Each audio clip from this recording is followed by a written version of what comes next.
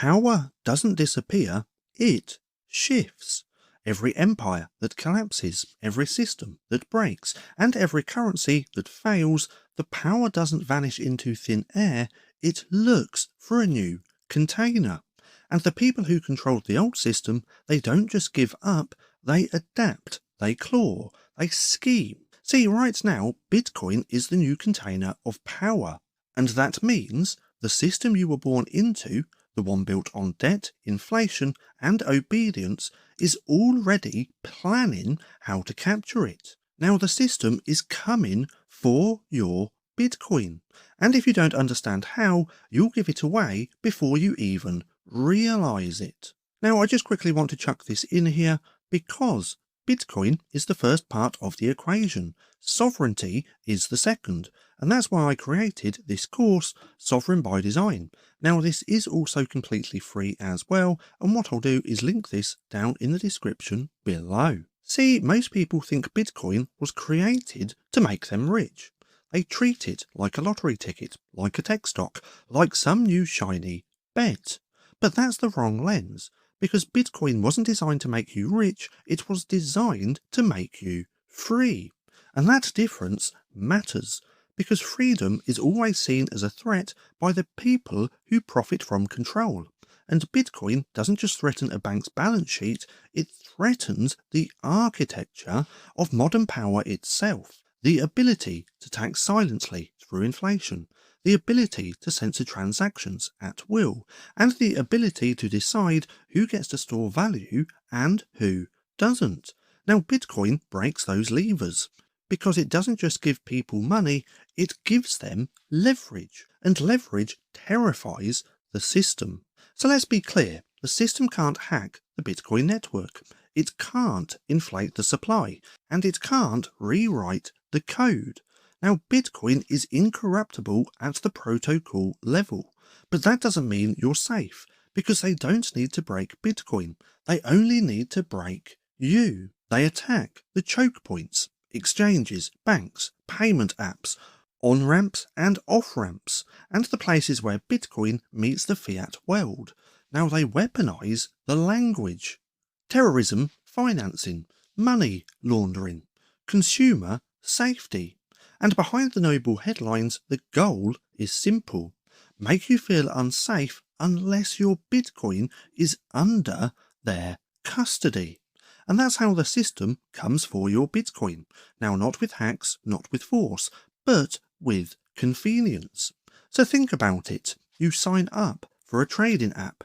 You buy a little Bitcoin. It feels easy. It feels safe. So you leave it there. No wallet, no keys, no sovereignty. Then one day a government order freezes withdrawals, or the exchange gets hacked, or new regulations force identity checks on every transfer, and suddenly the Bitcoin you thought was yours, well, it isn't. It's locked, it's gone, it's under someone else's control. Now not because Bitcoin failed, but because you outsourced your responsibility. And in a system built on control, outsourcing is exactly how they win. See, we've already seen how this plays out. In 2013, Cyprus froze bank accounts overnight. Ordinary people woke up to find their savings locked. Now in Canada, truckers protesting had their bank accounts shut down and with a single government order. Now in Nigeria, adoption of Bitcoin exploded after strict currency controls made everyday banking impossible. Now different countries, different crises, but the same playbook.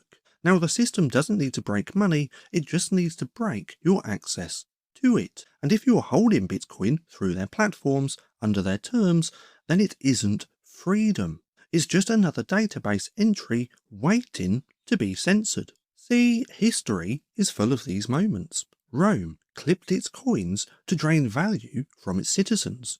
The Weimar Republic printed marks until savings evaporated. And the US confiscated gold in 1933, making private ownership illegal overnight. And in each case, the system didn't ask permission, it simply declared control. Now Bitcoin changes the rules. because it can't be printed, it can't be confiscated with the stroke of a pen. But if you let your coins sit in their custody, history can repeat itself, because the old system will always try to capture the new one. So here's the deeper question. Do you actually own your Bitcoin, or are you just renting it? Now, if your coins sit on an exchange, if your wallet is custodial, if your backup is just a password reset, you don't really own Bitcoin. You own a promise, and promises are the currency of the system. Now, the same system, Bitcoin, was built to replace. Now, this is why sovereignty feels heavy, because it requires responsibility. It requires you to be your own bank. It requires you to reject the illusion of safety and accept the weight of freedom. Now, that's the cost of sovereignty, but it's also the reward. So when I say the system is coming for your Bitcoin, I don't mean the code. I mean your behavior. Now, they want you comfortable, they want you lazy, and they want you to outsource responsibility. And most people will. They'll trade custody for convenience. They'll trade sovereignty for speed. And when the moment of crisis comes, they'll realise they never owned anything at all. Because ownership without custody is just another illusion. So here's your decision. You can keep playing by the system's rules. You can keep your Bitcoin on their platforms, inside their rails, under their terms. Or you can take the next step that most people are afraid to take. Cold storage, self-custody, sovereignty. Because the system is coming for your Bitcoin, but it can only take what you hand over. So stay sovereign. Now, speaking of sovereignty, I'm just going to quickly chuck this in here again. Sovereign by design, this is completely free, and what I'll do is link this down in the description below. Now, I do also want to chuck this in here as well. I recently started a Facebook page, so if you have a Facebook account, come through and give me a follow. Now, if you've made it this far, and if you're not too sure what to watch next, well, I have this playlist for you just here, which you can go ahead and binge watch if you enjoy watching my content, or if you just want a quick single little video, you can watch this one just here, recommended to you by YouTube.